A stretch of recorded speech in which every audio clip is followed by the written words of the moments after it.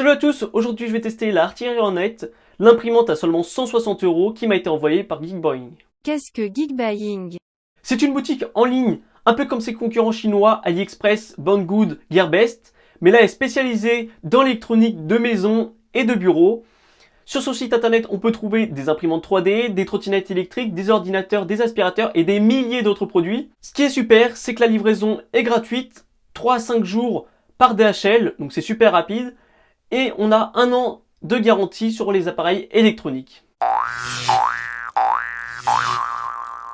Maintenant, passons au déballage de l'imprimante. L'imprimante arrive dans un carton bien protégé, avec les mousses habituelles, elle est prémontée, il suffira de visser le portique sur la base, la tête sur l'axe X, et de raccorder le câblage. La Hornet amène aussi une nouvelle tête d'impression avec une double ventilation, un système tout en un qui facilite la gestion des câbles et un extrudeur Titan. Le montage est vraiment simple, il suffit de fixer le portique sur la base à l'aide des 4 vis fournis et de visser la tête d'impression sur le chariot prévu à cet effet. Ensuite, ajustez l'écrou excentrique situé derrière le chariot afin que la tête soit bien stable. Faites de même pour le plateau et l'axe Z. Vous pouvez ensuite raccorder la fin de course en Z, la nappe principale qui va au niveau de la carte électronique de l'extrudeur et la connectique principale avec le tube TPFE. Ensuite, vous pouvez installer le support de bobine. Voilà, l'imprimante est montée. Pensez à vérifier tout de même que vous êtes bien en 230 volts au niveau de l'alimentation. Et si vous voulez plus de détails par rapport au montage, je vous invite à regarder la vidéo qu'a fait Artillery. Avant de lancer une première impression, il faut régler le plateau. Donc voici la procédure. Dans un premier temps, allumez votre imprimante. Ensuite, faites chauffer le plateau à 60 degrés et la buse à 200 degrés. Ensuite, dans Menu, vous allez dans Motion, Bed Leveling, sélectionnez Level Corner. Ensuite, on règle chaque côté grâce aux molettes en dessous du plateau avec une feuille de papier et également on règle le centre. Et ensuite, on enregistre sur Store Setting. Pensez aussi à bien tendre vos courroies, elles ne doivent pas être trop relâchées ni trop tendues. Maintenant, passons au test d'impression. Je vais démarrer avec les impressions qui sont disponibles sur la carte SD. On retrouve un Benchy que j'ai fait. La qualité est plutôt bonne dans l'ensemble. Pour la suite, j'ai imprimé un tas de petits objets. Le premier objet, j'ai imprimé cette lune avec la ville intégrée dedans.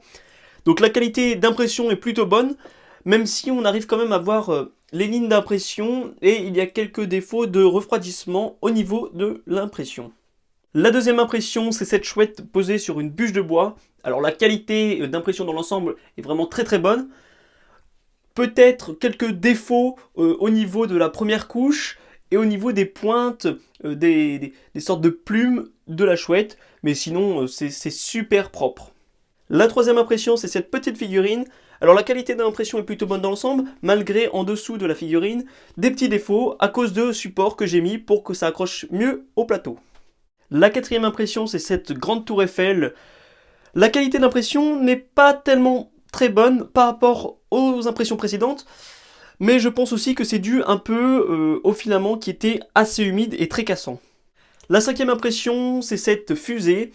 Alors là, une qualité d'impression incroyable, on ne voit même pas les lignes d'impression, c'est juste magnifique. La sixième impression, c'est ce dragon serpent articulé. La qualité d'impression est très bonne, comme vous pouvez voir, on voit pareil, pas les lignes d'impression, c'est juste magnifique. La septième et dernière impression, c'est ce cosmonaute. Donc là, la qualité d'impression est vraiment très bonne. On voit un petit peu les lignes d'impression et il y a un peu de défaut en dessous des mains du cosmonaute. La qualité d'impression globale est plutôt bonne pour une imprimante d'entrée de gamme. Passons à la conclusion. Son format compact et son look attractif viennent casser les habituelles couleurs sombres et il est plutôt réussi.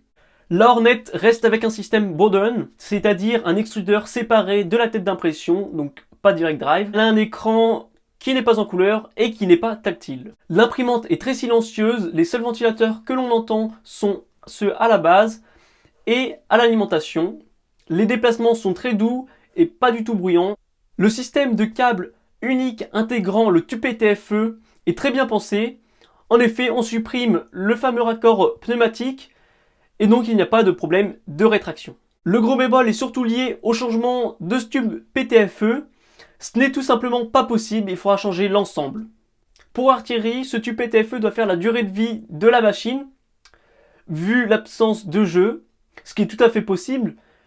Mais le problème pourrait venir d'un bouchage de ce tube PTFE, et donc là, ça condamnerait tout simplement la pièce. Artillerie nous sort ici une version d'entrée de gamme qui vient concurrencer le segment à moins de 200 €.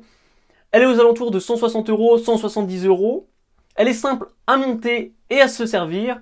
Elle est faite pour les débutants, même si elle fera le bonheur des plus avisés. C'est la fin de cette vidéo, merci d'avoir regardé jusqu'au bout. Je remercie encore énormément Geekboeing de m'avoir envoyé cette artillerie en net et qui m'a permis de faire cette review. N'hésitez pas à liker cette vidéo si vous l'avez aimée et à vous abonner. Tant qu'à moi, je vous dis à la prochaine pour une nouvelle vidéo.